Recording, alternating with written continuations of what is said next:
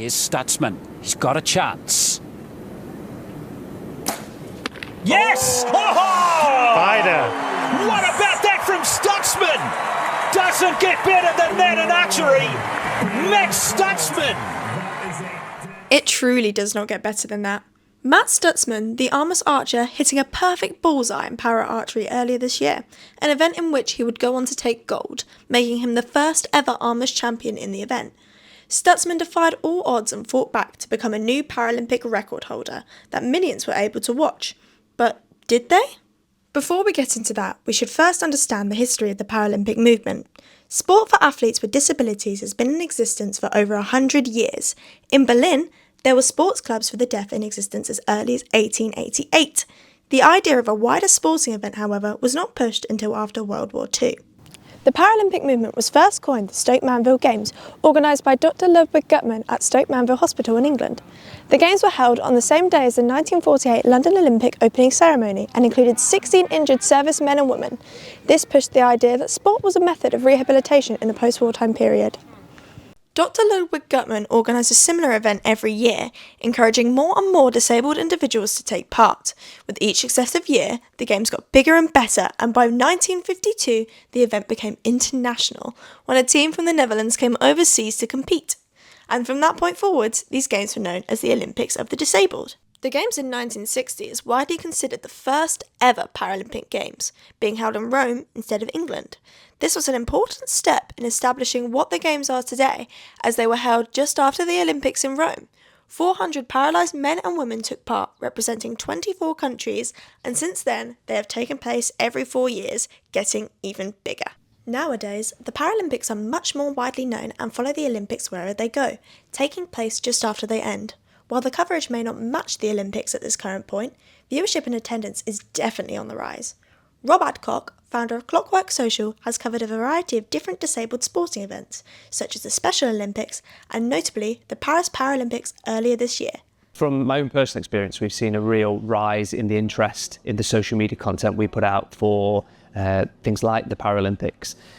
We've noticed over the last couple of years, ever since especially this summer in Paris, with the development of things like TikTok and things like that, it really means that people can tell their own personal stories. And when people can tell their own personal stories, it means that they can get the engagement when it comes to the news that surrounds it as well. While viewership is undoubtedly on the rise, the figures aren't quite the same. This year, Paris 2024 Olympics had an average of 30.6 million spectators and 5 billion people worldwide followed the Games, while the Paralympics had notably less, peaking at 20 million viewers, which is over 10 million less than the Olympic average. And this was the biggest audience since the London 2012 Paralympic Games. The lack of visibility becomes even more confusing when you consider that the media coverage for the Paralympic Games this year shattered records. It was the first year that all 22 Paralympic sports were broadcast. There were more hours shown of the competition than ever before. So why is this? A United Kingdom survey conducted by Cint, a platform designed to generate insights in media measurement data from real individuals, found that a third of consumers tuned into the Paralympics because of their love for sport, with 28% tuning in to see disability representation and 21% to witness inspirational stories from the athletes. Only a tenth of surveyed individuals stated they watched the Paralympics to support a specific athlete or country. With these figures in mind, it's clear that half of the motivations to watch Paralympics differ from the Olympics, and therefore they become less relatable.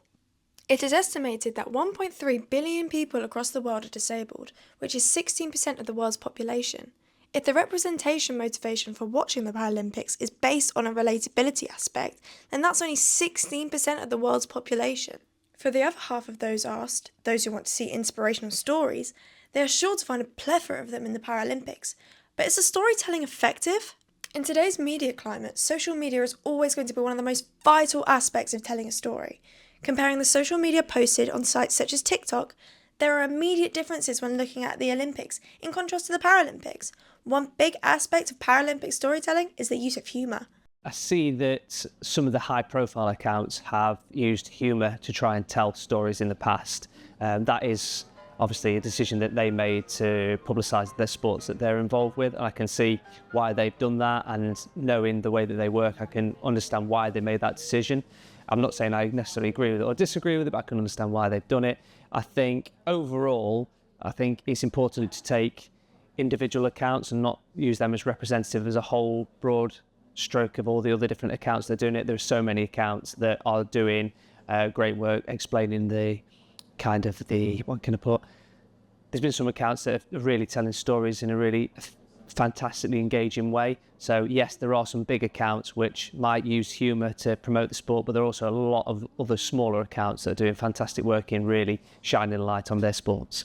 The use of humour to gain traction is a clear sign that there's an unconscious bias for disabled athletes, supported by the language used. Often it is the idea of an athlete getting over their disability when it really should be uplifted. Many disabled athletes do not wish for their disabilities to define them, so by using them as a model for overcoming them or telling their story as a joke, it just shouldn't be accepted in this day and age. One example of this is marathon runner Donna Elwell. Donna's level of vision has deteriorated to the point where she is now registered as blind. She's lost all of her central vision and has partially damaged peripheral vision, so running can actually be really dangerous to her. Yet, it's something she enjoys regardless. I started running about 8 years ago, mainly for fitness purposes, just to try and get a bit fitter and healthier, but also quite a lot for mental health. I find it's really helpful when there's a lot going on, just to take myself out for a run, just de-stresses me. I feel like it's really good for my well-being. Donna has expressed she doesn't want her disability to define her or hold her back from doing things that a perfectly sighted individual can. Although she's been running for 8 years, this was the first time she attempted an event so large. She ran the London Marathon for the first time. As a blind person, it wouldn't be safe for her to do this alone. She needed a guide runner, so Donna asked running coach Michelle Caulfield to guide her for the London Marathon and told me all about this experience. It was kind of a mixed experience. It was very daunting, very scary, but also I feel like it was a huge achievement, which I'm really proud of, and it was very exciting at the same time. I think, you know, there's a lot of challenges when you're running something like the London Marathon, when you can't see properly, you're running on paths and roads that you're not familiar with. There's a lot of people around, a lot of obstacles, which is why it's really important to have the guide runner to help you through all of that. But it was a huge achievement, and I'm really proud that I did it. I found that it was quite interesting. There were a lot of sensory things going on, so I rely on a lot of my other senses because my vision's not so good. And I hadn't really thought about how the marathon was going to impact all my other senses.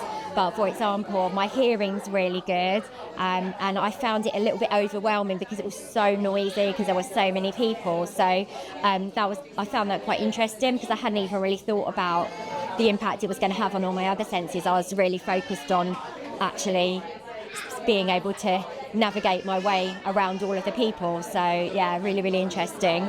It really did open my eyes as to how difficult it is for somebody partially sighted, and also to the number of people that were there. It really was one of the hardest things I've ever had to do. Obviously, I've run many marathons and been involved in many different events, but this one was probably the hardest thing I've done. Having to deal with obstacles in the way, being aware of so many runners that might cross paths or come in front of us. It was an extremely difficult experience. When you're a guide runner, you're not only accountable for your own safety, but a whole other person's safety too. This stress emphasises the difficulty of being in both positions, which is why disabled athletes should be celebrated so much more. Disabled athletes deserve the same amount of visibility, praise and coverage as able-bodied athletes, because they deserve to have a platform to share their stories in serious ways and be inspirational to the younger generation. Often disability in sport is overlooked, as consumers may consider it to be less important. However, that couldn't be further from the truth. Disabled athletes are defying expectations every single day, and with enough support, their sport can be elevated to the degree they deserve. It isn't just about their disability in the games. It's about living with a disability in their day-to-day lives and not letting that dictate what they can and cannot do. Seeing how disabled athletes thrive can be a comforting factor for people who may have been born with a disability, ranging from a loss of sight to cerebral palsy, or people who have faced disability in their lives, such as a loss of limb to multiple sclerosis. If disabled sport cannot get the coverage it deserves, the issue of running the events starts to arise. Without sufficient exposure, the cost of running disabled sports can become an issue, which would not be fair to anyone involved. If this is allowed to happen, we are letting down the athletes who work so hard to conquer their hardships and show off their remarkable talents in sport. There are many things we can do as media consumers to support disability sports, such as interacting with stories posted on social media, tuning in and showing your support for disability sport events that may be taking place, and encouraging people to get involved even at a lower level. I think it starts at grassroots, really. I feel that it should be encouraged more at the lower level when children are starting out. You know, it's more popular with older athletes, but I think other communities and other associations should really be encouraging disabled athletes to come along and to get more people involved, I feel, and that's where it all starts, and that would encourage more, especially youngsters. I feel that's where it should be starting. To answer any questions, we should undoubtedly be giving disabled athletes the same amount of coverage as able-bodied athletes. We need to elevate the game as big as we can. Dr. Ludwig Gutmann wanted to use these disabled events as a method of helping handicapped individuals recover from their trauma, achieving this by encouraging them to take up sports. Although that may not be the main focus to this day, it is definitely something to be considered when thinking about disability in sport. Mental health and recovery benefits aren't the only reason we should be promoting the sport. It is also important as it helps to promote inclusivity and challenge stereotypes. This goes back to disabled athletes not wanting their disability to define and dictate their lives. 1.3 billion people are disabled, but that doesn't make them any different or less worth our time. By keeping disabled sport relevant, we can provide equal opportunities to the 1.3 billion people with a disability. I have mixed views from people about my running. So some people think I'm absolutely crazy and just can't understand how I can actually just go out and run when I can't see properly. But I feel that I don't want my disability to stop me from doing anything that a normal sighted person would be able to do. Yes, I do have to make adaptations. For example, I don't run at night time because I can't see very well in the dark. If I run a big race like the London Marathon, I will have a guide runner just to help me with the obstacles.